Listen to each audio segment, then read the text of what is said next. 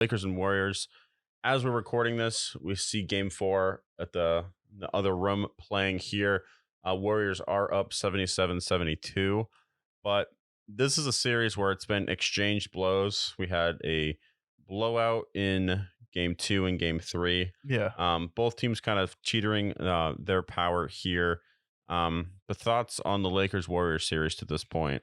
Yeah, I feel like this is going to be the Warriors' toughest challenge in the playoffs because Anthony Davis is probably the best matchup for them defensively. Like Denver, I think they could get to the rim pretty easily, but Anthony Davis has been a really good rim protector. He's been really good at switching and playing the perimeter as well and contesting with shooters. So overall, pretty nervous for the Warriors. The Lakers are playing really well.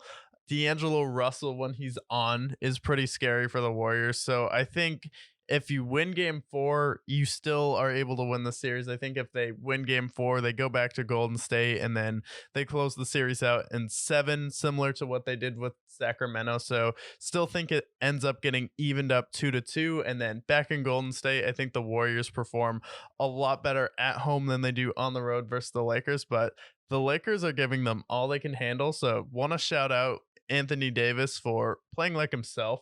I feel like that's been a huge boost for them. And then D'Angelo Russell in the series said he was in Minnesota, bounced around from them, Golden State, Brooklyn, kind of been a journeyman, but he's probably been the most important player for the Los Angeles Lakers, not named Anthony Davis in the playoffs, because when he can go out there, get you 21 points and get you going, Hmm. and then the rest of the offense kind of comes easy because you actually have to worry about the perimeter and you can't just collapse on AD.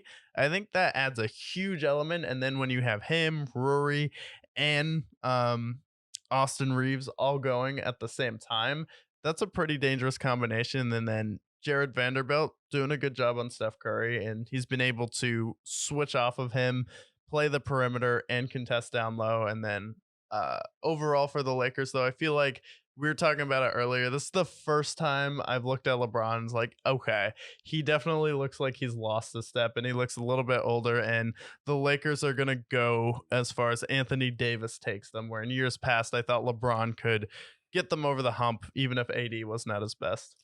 Yes, that was the point that I wanted to allude to. It's like this is the first time I've seen in LeBron's career where, first of all, he's not the one that's running the ball up and down the court. He's not the facilitator. He's not the one holding the ball majority of the time. He's doing a lot of off-ball movement, um, and honestly, it feels like he's sort of the three at this point in this series, which is super weird. Now, I'm not going to sit here and say that he's washed necessarily because I still think he's a very effective player. However, this is kind of the first time that I've seen sort of father time kind of catch up to LeBron finally, year 20, and not having as much drive to the basket. You see it in flashes, but you definitely see somebody who is, definitely towards the tail end of his career. And it's just kind of weird because you've never really seen this kind of LeBron before, where he's not maybe as aggressive, getting into the paint. It's basically, when they went after Anthony Davis, this is why he wanted to go after him. He was like, okay, well, when he's on his game, he's going to be a top five player in the NBA.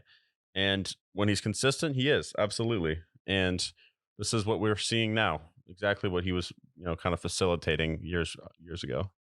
Yeah, and it's more just trusting Anthony Davis and then, all right, is he going to be consistent and give you four elite games, because that's what it's going to take to beat Golden State, is Anthony Davis having four really really good games and D'Angelo Russell going with him, and then is he going to be able to stay healthy for four rounds of the playoffs? We've seen Anthony Davis get banged up in the Memphis series, and then we've seen him grimace a little bit. Like the worst thing to happen would be for the NBA would be the Lakers get to the finals and then something happened to Anthony Davis, because I feel like Davis needs to get all of the credit when they win.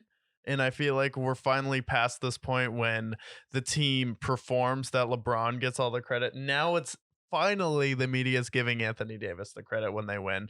But when he doesn't, they're also pissed off when LeBron loses. And the blame has always been having to be placed on either Chris Bosh, Dwayne Wade, Kyrie Irving, Kevin Love. Not having a good enough roster. Yeah, not having a good enough roster. So that also falls on Anthony Davis. So I feel like he is what he is at this point.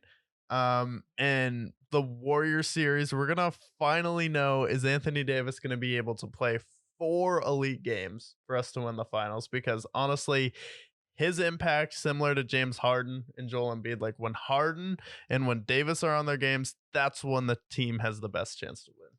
Yeah, 100%. And for this series, I don't think I can pick a winner until I've seen the next two games.